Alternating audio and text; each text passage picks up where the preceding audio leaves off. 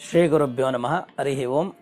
ನಾವು ಈ ದಿನ ವಿಶೇಷವಾಗಿ ಶಿವನ ಬಗ್ಗೆ, ಶಿವನಿಗೆ ಯಾವ ಅಭಿಷೇಕವನ್ನು ಮಾಡಿದರೆ, ಯಾವ ದ್ರವ್ಯವನ್ನು ಅಭಿಷೇಕ ಮಾಡಿದರೆ ಯಾವ ಫಲ ದೊರಕುತ್ತೆ, ನಮ್ಮ ಎಲ್ಲ ಕರ್ಮಗಳನ್ನು, ಪಾಪಗಳನ್ನು, ದೋಷಗಳನ್ನು ನಿವಾರಣೆ ಮಾಡಿಕೊಳ್ಳಲು ಯಾವ ಅಭಿಷೇಕವನ್ನು ಮಾಡಬೇಕು ಎಂಬುದನ್ನು ನಾವು ಈ ದಿನ ಸಂಚಿಕೆಯಲ್ಲಿ ನೋಡೋಣ. ಬನ್ನಿ.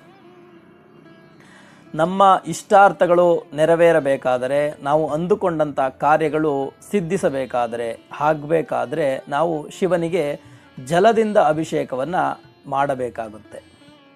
ಹಾಗೆ ನಮ್ಮ ಎಲ್ಲ ಪಾಪ ಕರ್ಮಗಳು ನಿವಾರಣೆ ಆಗಬೇಕು ಅಂತಂದರೆ ಶಿವನಿಗೆ ಪಂಚಗವ್ಯ, ಹಾಲು, ಮೊಸರು, ತುಪ್ಪ, ಗೋಮಯ, ಗೋಮೂತ್ರದಿಂದ ಅಭಿಷೇಕವನ್ನು ಮಾಡುವುದರಿಂದ ನಮ್ಮ ಎಲ್ಲ ಪಾಪ ಕರ್ಮಗಳು ನಿವಾರಣೆ ಆಗುತ್ತದೆ.